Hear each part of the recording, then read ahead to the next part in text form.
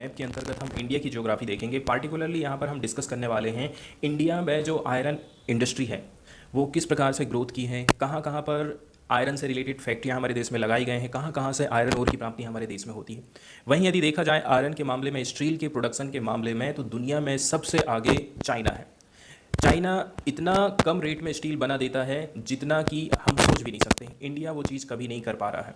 ठीक है, इसी के चलते चलते हम चाइना से पिछड़ जाते हैं। इसलिए हमारे देश के जो बड़े बड़े महारत्न जैसी कंपनियां हैं, सेल जैसी महारत्न कंपनियां, steel authority of India limited, घाटे में चलती हैं। कंपनी के द्वारा ये रीज़न बताया जाता है कि चाइना बहुत सस्ते में स्टील का प्रोडक्शन कर रहा है, इसलिए हमारा जो माल है वो महंगा पड़ता है और कोई इसको फिर खरीदता नहीं है। तो जब हमारा देश आज़ाद हुआ उस समय में ये निर्धारित किया गया था कि सबसे पहले हम अपनी एग्रीकल्चर को बढ़ावा देंगे।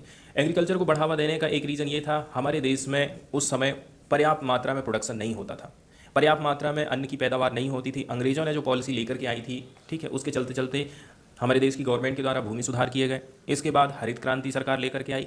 फिर सरकार को ये लगा कि नहीं, हमें हमारे देश में इंडस्ट्री को भी प्रमोट करना है। इसके बाद हमारे देश में तेज़ी के साथ में भारी उद्योग स्थापित होना चालू हो गए। पार्टिकुलरली हम इंडस्ट्री में आज लौह इंडस्ट्री की बात करने वाले हैं, लोहा एवं इस्पात संयंत्र की बात करने वाले हैं। यहाँ पर स्टार स्टार से बताया गया है कि कौन कौन से एरिया में आपको लौह इस्पात संयंत्र देखने को मिल जाएंगे। जैसे कि नीचे की तरफ यदि हम जाते हैं साउथ में, तो साउथ में सेलम पड़ता है, ठीक है, तमिलनाडु वाला एरिया हो गया। ऊपर में यदि आप जाते हैं कर्नाटक की तरफ, तो भद्रावती है, विजयनगर है, यहाँ पर आपको लॉ इंडस्ट्री देखने को मिल जाएंगी। वहीं यदि हम जाते हैं, ठीक है, आंध्र प्रदेश की तरफ में, आंध्र प्रदेश विशाखापट्टनम में आपको लॉ इंडस्ट्री मिल जाएगी, जैसे कि RINL है। सेलम में स्पेशल एलॉय स्टील प्लांट लगा के रखा है सेल ने। भिलाई में भिलाई स्टील प्लांट आपको देखने को मिल जाएगा, जहाँ पर कि लोहे की चादरें बनती हैं, TMT बार बनते हैं, ठीक है, रेल की पटरी बनती है। भिलाई स्टील प्लांट का जो मेन प्रोडक्ट है वो रेल की पटरियाँ ही हैं, सबसे भिलाई को रेल की पटरियाँ। इसके बाद आपको राउरकेला में सेल का ही एक प्लांट मिल जाएगा स्टील का।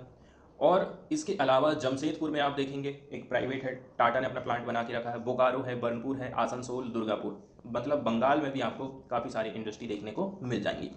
तो कुल मिलाकर के देखा जाए तो स्टील की जो इंडस्ट्री है उसका वितरण आप देख रहे हैं ना, ये जो पूर्वी वाला किनारा किनारा है भारत का, ठीक है, जो पूर्वी वाला हिस्सा है पूरा उत्तर से लेकर के दक्षिण की तरफ आप जाएंगे तो ये पूरी की पूरी पट्टी में आपको लौह इंडस्ट्री, लौह उद्योग देखने को मिलेंगे। इनको इस जगह में पार्टिकुलर स्थापित किया गया है, इसका एक मेन रीजन है कि इनको यहाँ से कच्चा संसाधन मिल जा रहा है, पास में ही रॉ मटेरियल मिल जा रहा है, इसलिए इनको दूर स्थापित नहीं किया गया, वहीं के वहीं स्थापित कर दिए हैं। पहली बात यह है पानी की अवेलेबिलिटी होना चाहिए। दूसरे नंबर की बात यह है रॉ मटेरियल पास में हो। और तीसरी चीज़ देखी जाती है श्रम। और श्रम के अलावा हम देखते हैं और भी पार्टिकुलर जो संसाधन है वो अवेलेबल होना चाहिए, मार्केट पास में होना चाहिए। अब हम बात करते हैं भारत के पहले स्टील कारखाना की। तो भारत में पहला लौह इस्पात कारखाना 1874 ईस्वी में बराकर नदी के किनारे कुल्टी, मतलब आसनसोल, पश्चिम बंगाल में बनाया गया था।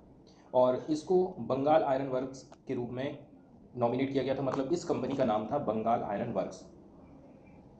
अब फिर बाद में क्या होता है, ये कंपनी फंड के अभाव में बंद हो गई। इसके बाद बंगाल की सरकार ने इसका अधिग्रहण कर लिया था। इसके बाद इसका नाम रखा गया था बराकर आयरन वर्क्स।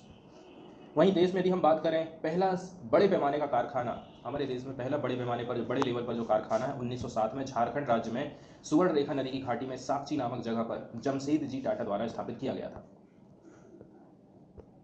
फिर आज़ादी के बाद से ही हम देखते हैं पंचवर्षीय योजनाएं आई। शुरू में एग्रीकल्चर पर फोकस किया गया, इसके बाद हमने इंडस्ट्री के ऊपर ध्यान देना चालू किया। तो आज़ादी के बाद से सरकार ने पंचवर्षीय प्लानिंग चालू करी थी। इसके अंतर्गत स्टील इंडस्ट्री के ऊपर काफ़ी फोकस किया गया था।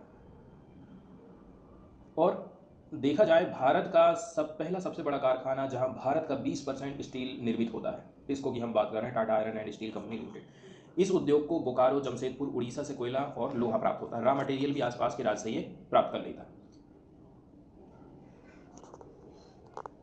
इसके बाद हम देखते हैं कि आज़ादी के पहले हमारे देश में कौन कौन से लौह कारखाना हुआ करते थे।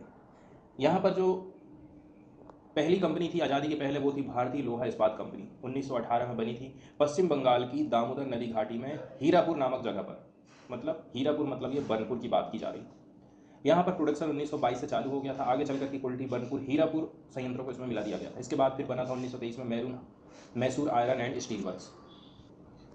Mysore iron and steel work 1923 में, मैसूर मतलब कर्नाटक के भद्रावती नामक जगह पर ये लोकेटेड था। आज के टाइम में इसका नाम रखा गया है Visvesvaraya iron and steel company. इसके बाद बनता है सैल, SAIL। 1937 में बर्नपुर में, मतलब पश्चिम बंगाल में इसकी पहली यूनिट स्थापित हुई थी, ठीक है। 1953 में भारतीय लौह इस्पात कंपनी में इसको मिला दिया गया था। इसके बाद हम बात करते हैं आज़ादी के बाद जब दूसरी पंचवर्षीय योजना लगी थी तो उस समय हमारी देश की सरकार ने इंडस्ट्री के ऊपर फोकस किया था।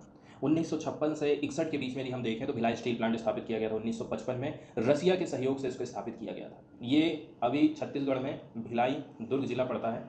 रसिया के सहयोग से इसको स्थापित किया गया था। इसके बाद दुर्गापुर में एक और प्लांट आया 1956 में। ब्रिटेन की सहायता से इसको हमने लगाए थे। ये भी सेल की एक यूनिट है। तृतीय पंचवर्षीय योजना काल में स्थापित कारखाने की बात करें तो ये है बोकारो स्टील प्लांट 1968 में। ये भी रसिया के सहयोग से स्थापित हुआ था। बोकारो झारखंड है। चौथी पंचवर्षीय योजना की बात करें तो तमिलनाडु में कुछ स्टील प्लांट लगाए गए थे, जैसे कि सलेम तमिलनाडु में है, विशाखापट्टनम आंध्र प्रदेश में है, विजयनगर स्टील प्लांट ये है कर्नाटक में। वहीं सेल की बात करें तो 24 जनवरी 1973 ईस्वी को 2000 करोड़ की पूंजी के साथ भारत इस्पात प्राधिकरण limited, steel authority of India limited को भिलाई, दुर्गापुर, बोकारो, राउरकेला, बर्नपुर, सलेम एवं विश्वेश्वरैया लौह इस्पात कारखाना को एक साथ मिलाकर संचालन करने की जिम्मेदारी दी गई थी। इसके बाद थोड़े से फैक्ट बताए जाते हैं, यहाँ पर आप इनको देख सकते हैं। वहीं यदि हम कुछ बेसिक्स की बात करें तो जैसे कि जो स्टील इंडस्ट्री होती है, लोहा और इस्पात उद्योग को हम एक बेसिक उद्योग बोलते हैं। बेसिक उद्योग बोलने का मतलब ये है यदि आपको कोई भी चीज़ बनाना है, ठीक है, चाहे छोटी से छोटी हो चाहे बड़ी से बड़ी हो, किसी भी चीज़ की मैन्युफैक्चरिंग करना है तो आपके पास में रॉ मटेरियल के तौर पर लोहा और स्टील होना चाहिए, तभी जाकर के आप बहुत सारी चीज़ों का निर्माण कर सकते हैं। चाहे भारी हो, हल्के हो, मध्यम प्रकार के उद्योग हैं, सबको स्टील की ज़रूरत पड़ती है। उनको भी स्थापित करने के लिए टीएमटी सरिया चाहिए, एंगल चैनल चाहिए, तब जाकर के हम उन उद्योगों को स्थापित कर सकते हैं। इसलिए इनको जो है बेसिक उद्योग बोलते हैं। मतलब सारी की सारी जो इंडस्ट्री है स्टील इंडस्ट्री के ऊपर निर्भर हो गई है। बहुत सारी इंजीनियरिंग की चीज़ बनाना है, निर्माण सामग्री है, रक्षा से रिलेटेड कोई चीज़ बनाना है, चिकित्सा है, टेलीफोन है, वैज्ञानिक उपकरण है, जो भी सारी चीज़ें हैं उनको बनाने के लिए हमें आयरन और स्टील की जरूरत पड़ती है। अब लोहा और इस्पात एक भारी उद्योग है, क्योंकि इसमें प्रयुक्त कच्चा और तैयार माल दोनों ही भारी और स्थूल होते हैं, मतलब बड़े बड़े होते हैं, इसलिए हम इसको भारी उद्योग बोलते हैं। और इसके लिए हमें परिवहन की ज़्यादा ज़रूरत पड़ती है। इस उद्योग के लिए मतलब कि यदि हमें कोई भी चीज़ तैयार करना है, लोहे से कोई भी चीज़ को बनाना है, तो लोहा आप कैसे करके तैयार करेंगे? इसके लिए आपको लौ अयस्क चाहिए, इसके बाद आपको कोकिंग कोयला चाहिए आग लगाने के लिए, चूना पत्थर चाहिए अशुद्धि को दूर करने के लिए, तब जाकर के आप लोहे को पिघलाते हैं, लोहे के आयरन को। इसमें 4 अनुपात में हम आयरन ओर डालते हैं, 2 के अनुपात में हम डालते हैं कोयला, और चूना पत्थर का अनुपात रहता है 1। ठीक है। यदि हमें स्टील को कठोर बनाना है तो इसमें आप मैग्नीज भी कुछ मिला सकते हैं। इस प्रकार से आप देखेंगे कि जो है स्टील निर्माण की प्रक्रिया चालू हो जाती है। स्टील निर्माण की प्रक्रिया की बात यदि हम करें तो सबसे पहले आयरन ओर को खदान से ला करके हम कहाँ लाते हैं? इंडस्ट्री वाले एरिया में हम लेकर के आते हैं। तो सबसे पहले हम बाहर से आयरन ओर लेकर के आए हैं, ठीक है।